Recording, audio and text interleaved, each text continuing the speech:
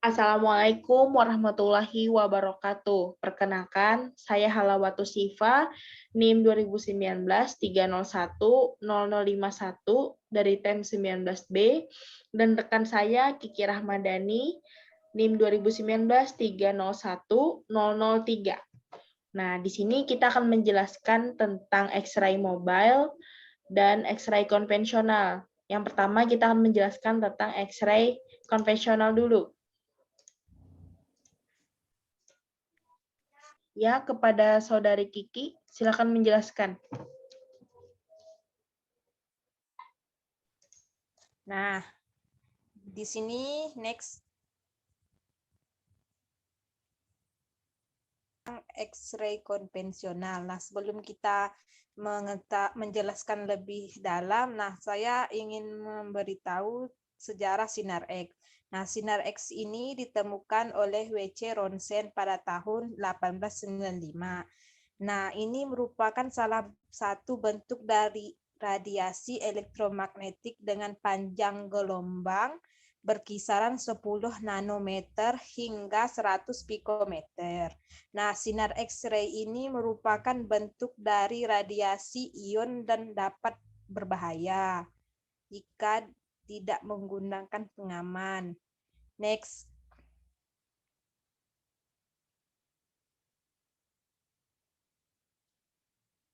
Nah, di sini tuh saya akan menjelaskan pengertian X-ray konvensional itu sendiri, terus blok diagramnya, kemudian cara kerja, bagian alat, komponen, dan blok rangkaian. Next. Nah, di sini mengenai pengertian. Nah, X-ray konvensional atau Roentgen merupakan pengambilan gambar dari suatu objek dengan menggunakan sinar X. Nah, objek yang akan diamati akan disinari dengan sinar X dan di belakangnya diletakkan film untuk menangkap gambar yang dihasilkan. Nah, X-ray itu sendiri biasanya digunakan untuk melihat ada tidaknya fraktur atau patah tulang, kelainan tulang, dan melihat gambar, bisa juga melihat gambar pada bagian dada seseorang. Next. Nah, di sini terdapat blok diagram.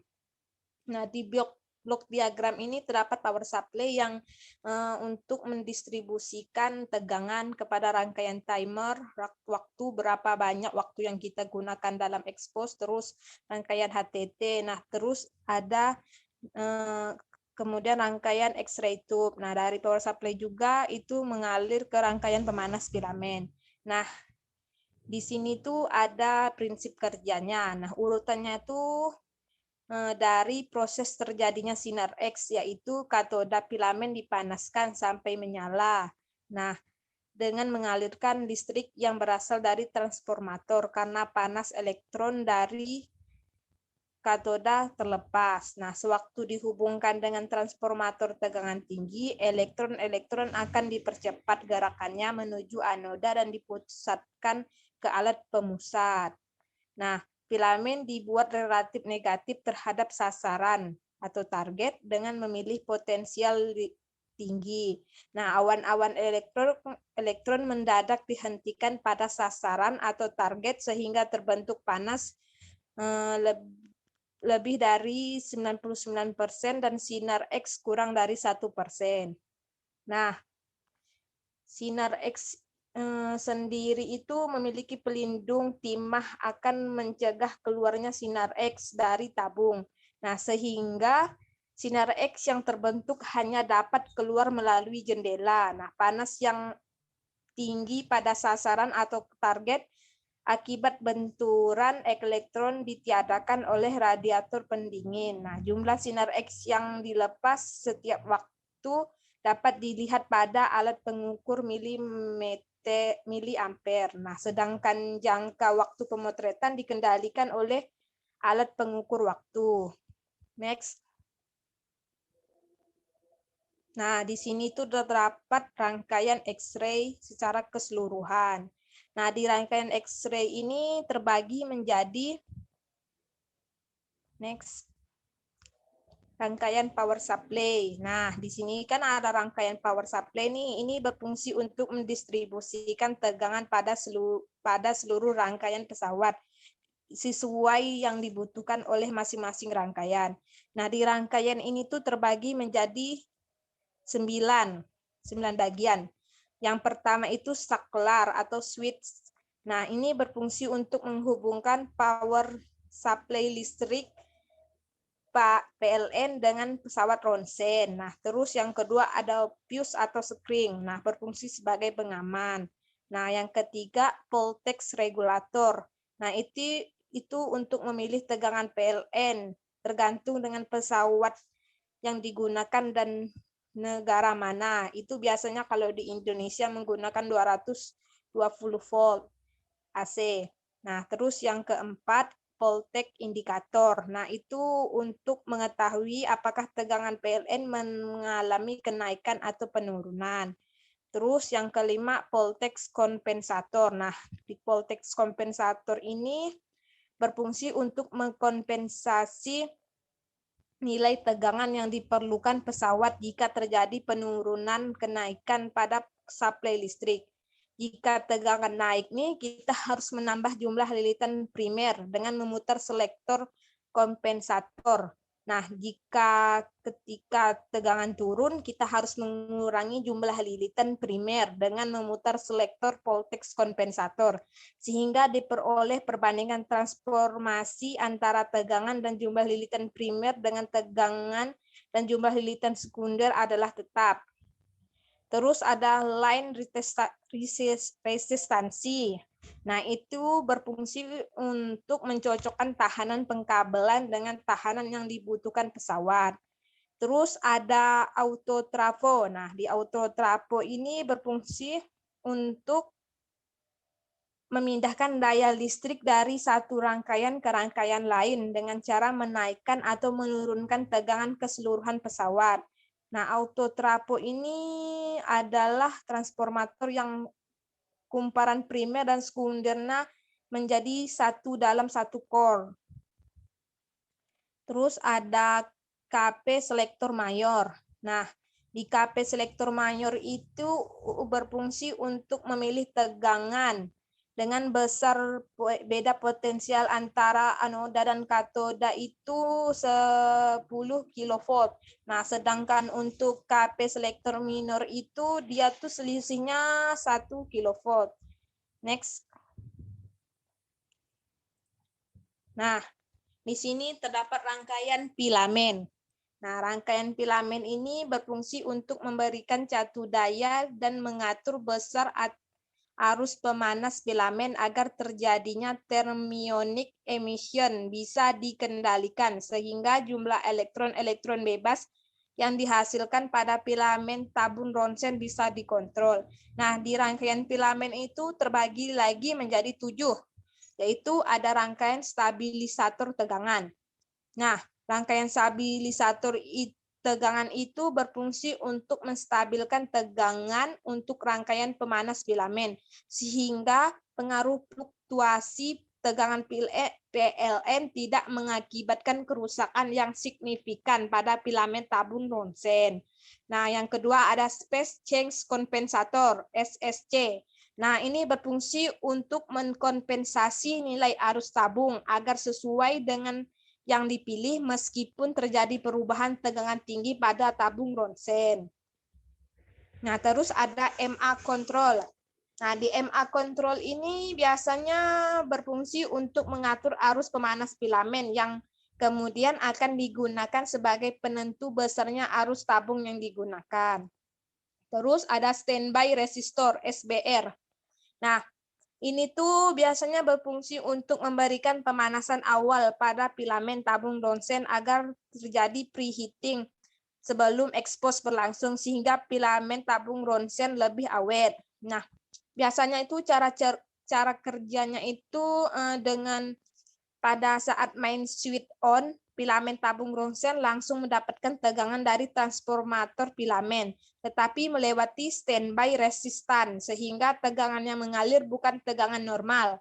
Nah, pada saat expose, timer bekerja, dan relay energi bekerja sehingga kontraktor exposure switch terhubung dan kontraktor relay di standby resisten terhubung. Nah, sehingga tegangan akan melewati kontraktor. Nah, makanya itu tidak ada voltage drop sehingga pemanasan filamen pada tegangan normal. Nah, terus filamen limiter. Nah, ini berfungsi untuk membatasi aliran arus filamen. Nah, maksudnya ini agar tegangan pemanas filamen sesuai dengan kemampuan kapasitas filamen tabung ronsen, sehingga pemberian tegangan tersebut memberikan pemanasan yang normal. Nah, terus ada trafo filamen. Nah, trafo filamen ini berfungsi untuk step down filamen yang biasanya tegangan digunakan 110 atau 220 itu menjadi 12 volt sama 18 volt, tergantung spesifikasi tabung. Nah, terus ada filamen tabung ronsen.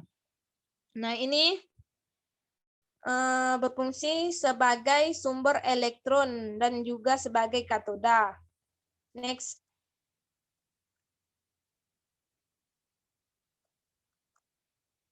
Nah, terus ada rangkaian tegangan tinggi. Nah, rangkaian tegangan tinggi ini terdapat trafo tegangan tinggi yang berfungsi untuk memberikan beda potensial antara anoda dan katoda.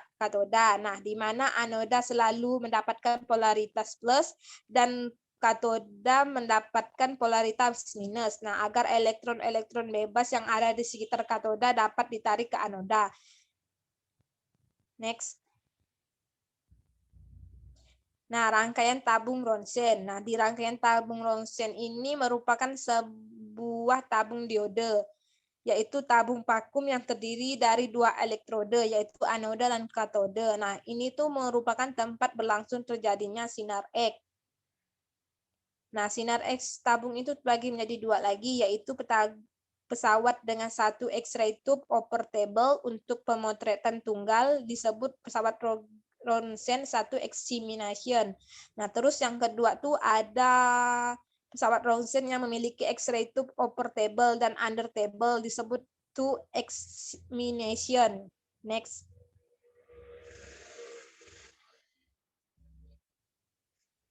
Nah, itu tuh ada rangkaian timer untuk mengatur waktunya.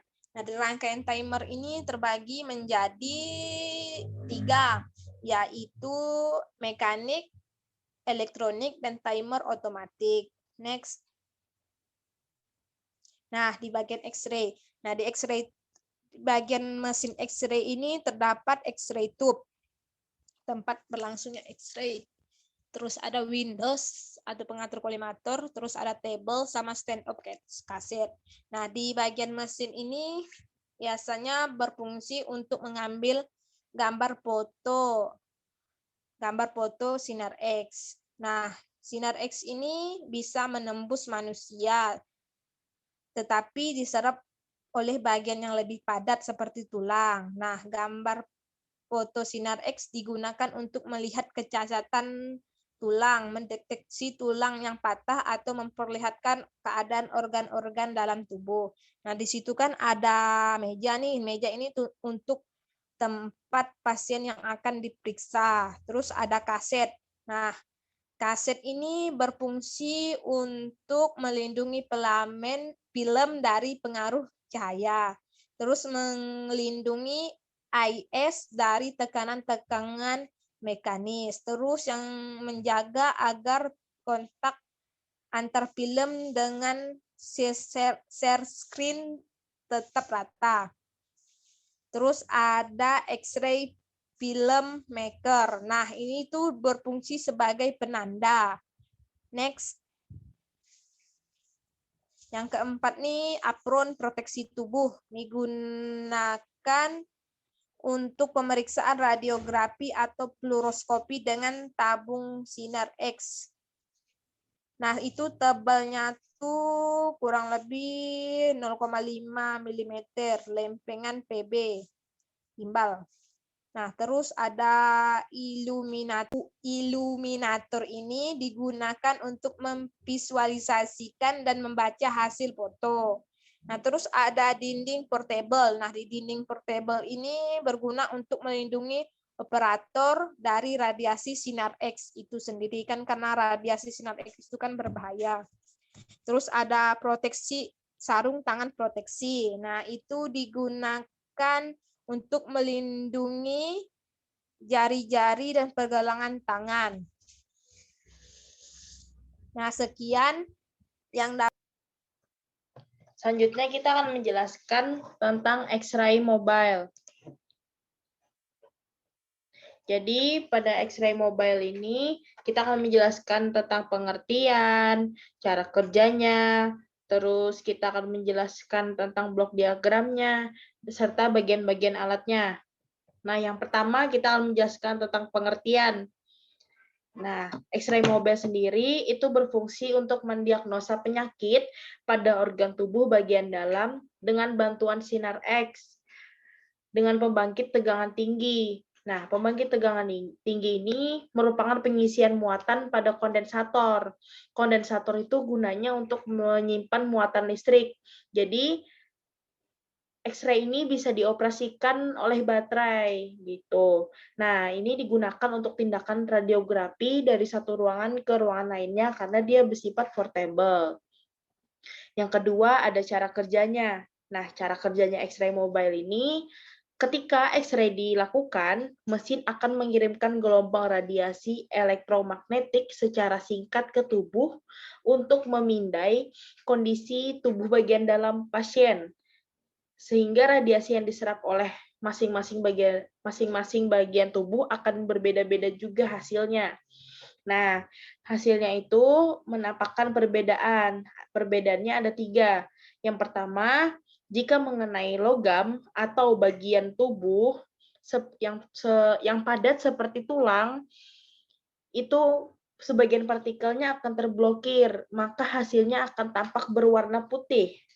Kedua, jika X-ray-nya mengenai otot, lemak, dan cairan, hasil pemeriksaan X-ray-nya akan tampak berwarna abu-abu. Yang hasil perbedaan ketiga itu ada warna hitam. Itu menandakan bahwa X-ray-nya mengenai udara. Yang ketiga ada blok diagram. Nah, pada blok diagram ini, ketika pesawat di-on-kan, maka tegangan PLN akan masuk ke power supply dan akan menuju ke filter untuk disaring noise dari tegangan PLN tersebut. Kemudian akan menuju ke inverter untuk diubah yang tadinya tegangannya DC yang tadi tegangannya AC menjadi tegangan DC untuk pengisian kapasitor sebesar 670 volt dalam waktu 60 detik. Nah, pada proses pengisian display, user bisa mengatur QV dan MA sesuai dengan kebutuhan. Kemudian, sinyal dari display akan dikirim menuju ke microcontroller yang nantinya akan memerintahkan main kontaktor untuk meloloskan tegangan ke anoda dan katoda atau filamen. Pada saat penekanan pertama, hand switch, maka microcontroller akan memerintahkan main kontaktor untuk meloloskan tegangan menuju ke filamen, sehingga filamen akan menyala dan akan menimbulkan awan-awan elektron. Selain itu, main kontaktor juga akan meloloskan tegangan menuju ke motor driver sehingga rotor akan berputar sekaligus akan memutar anoda dalam tabung.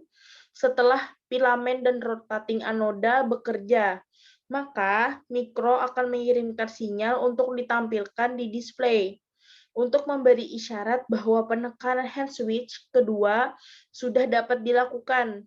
Ketika penekanan hand switch kedua, maka microcontroller akan memerintahkan main kontaktor meloloskan tegangan DC kontaktor, sehingga tegangan DC yang sudah tersimpan di dalam kapasitor akan mengalir menuju ke inverter kembali untuk diubah dari DC menjadi tegangan AC dengan frekuensi tinggi. Selanjutnya akan menuju ke HTT atau trafo tegangan tinggi untuk dikuatkan tegangannya. Kemudian tegangan akan diserahkan kembali menjadi tegangan DC dan menuju ke rotating anoda yang nantinya akan menyebabkan perbedaan potensial antara filamen dengan rotating anoda sehingga akan terjadi penarikan elektron-elektron dari filamen menuju ke rotating anoda dan akan mengakibatkan sinar X terjadi. Nah, kemudian kita akan menjelaskan tentang bagian-bagian alat. Di sini bagian-bagian alatnya ada yang pertama itu ada tabung sinar X-ray. Nah, yang kedua ada kolimator. Yang ketiga ada lengan penopangnya. Keempat ada hand switch. Kelima panel kontrol. Keenam pegangan kemudi.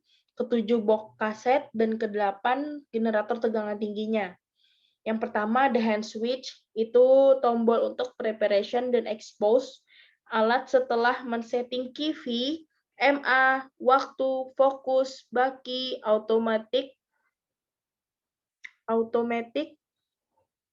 expose control, kemudian body part selection. Bagian ini terdapat dua penekanan. Untuk tekanan pertama, maka rotating anoda akan bekerja, baru kemudian alat bisa diekspos dengan penekanan kedua. Yang kedua ada kolimator. Nah, kolimator ini untuk memiliki fungsi untuk pengaturan besarnya ukuran lapangan radiasi. Kolimator memiliki beberapa komponen, yaitu lampu kolimator, plat timbal pembentuk lapangan, meteran untuk mengukur jarak dari fokus ke detektor atau ke film, tombol untuk menghidupkan lampu. Nah, selanjutnya ada tabung sinar X. Nah, tabungnya ini bagian di mana terdapat anoda dan katoda dan tempat terjadinya sinar X yang diakibatkan oleh perbedaan potensial antara katoda dan anoda. Selanjutnya ada display. Nah, display ini untuk menampilkan menu setting, QV, MA, fokus, baki, automatic expose control, body part selection seperti yang ditunjukkan pada gambar di PPT tersebut. Nah, pada nomor 1 itu tombol on off-nya. Yang kedua, nomor 2 itu menampilkan layar display QV. Yang ketiga, layar display MA. Keempat, layar display MS atau MAS error-nya. Yang kelima, tombol QV minus untuk menurunkan. Tombol 6 itu QV plus untuk menaikkan QV-nya. Yang ketujuh ada tombol MA minus untuk menurunkan MA-nya. Kedelapan ada tombol MA plus itu untuk menaikkan MA-nya. Kemudian ada tombol 9. Di nomor 9 itu tombol MS atau MAS minus menurunkannya. Yang ke-10 itu tombol MS atau MAS untuk menaikkannya. Nomor 11 itu tombol simpan data. 12 tombol fungsi. Nomor 13 itu tombol pilihan posisi atau display.